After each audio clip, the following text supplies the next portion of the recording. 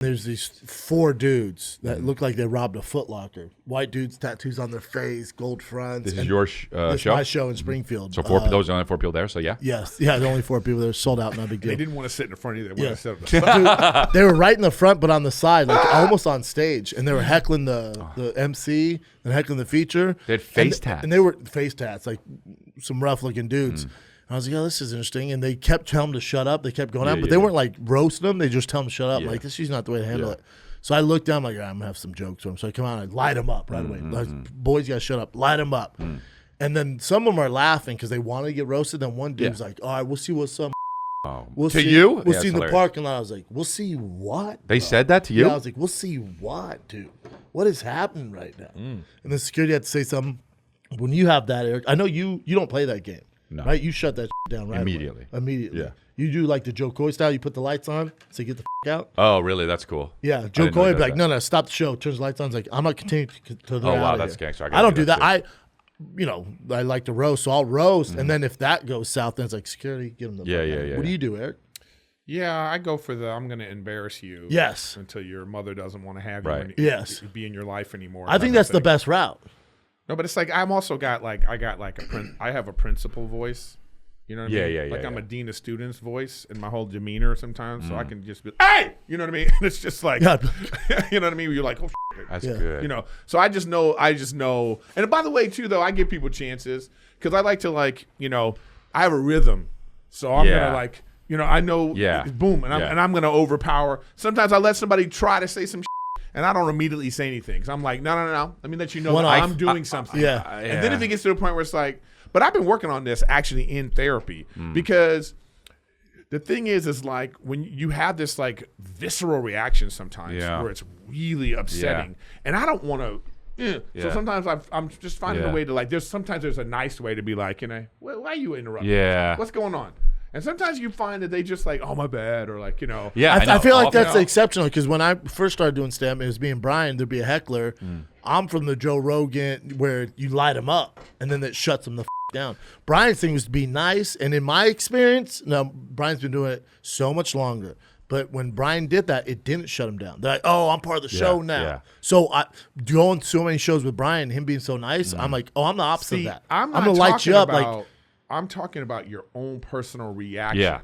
I'm talking about how it makes you feel. Oh, like you feel so disrespected? It's about like, you that feeling that you get and then makes you like attack. I've had the situation. I used to be like really bad at this because I remember saying like, I'd be like, you better shut up right now. You're going to be in the parking lot crying. Yeah. And then sure enough, the security guard comes out to me after the show and he's like, bro. He was. Girl. Oh, she was. Bro, that girl was outside crying. And then I go, yeah, you don't want that. Yeah. I don't want that. You don't want that. Yeah. I don't want that. I used to let it affect me a lot more inside me. Yeah, you took it personal.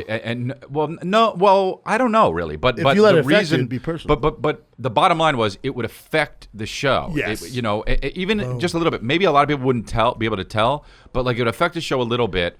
And my buddy was like, you doing that only makes it worse for everybody, and that's what the heckler's doing. So after I took my break, I came back. I'm not that way anymore. I'm more okay. I understand what's going on. I might kick a guy out, but like I'm not going to be angry about it. I'm not angry. I like the roasting, but if I'm roasting and they're laughing, I'll keep doing it till they pipe down. I'm like, we good now? And they're like, we're good. Maybe that's all they wanted. Yeah. That's why I loved having Dave Lucas on the road, who's a professional roaster. Because I'd be like, yo, lady, third row in the pink dress. He'd be like, word? Yeah. And he would make them cry. Yeah. And you're talking no filter. Yeah, literally would make them cry. I know, but I've had experiences where like somebody else sent me, like I was just in Dallas, and this guy was like, it was crazy with this, and I just was like, no, bro, giving you 3 chances. Yeah, well, he'd be out already. You know what I mean? But I'm saying this, but somebody sent me a message. It was like, yeah, I think you really went at that heckler. It's like you didn't need to be so harsh with him.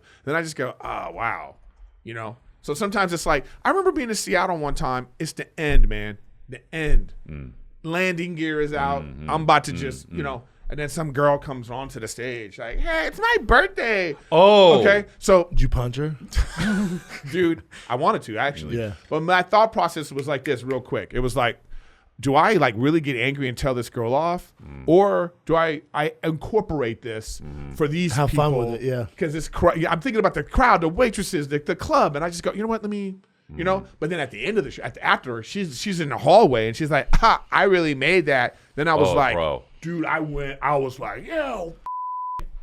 Wow. You know what I mean? Like at that point, I was mad. You know. But it's like I think that there's something to worry about. Call that. Bro, yeah, I get it. It's about interrupting our flow. Bro, I did a show with Rogan one time at the Wilbur, and this dude was heckling, and because we're doing a Q&A after we both did sets, this dude was heckling. He had a scarf on. And I saw him. I started making fun of his scarf, and then Rogan got on the mic. He was so mean to this dude. Wow. I was like, why did you do this? Yeah, well. Why would you ruin the show?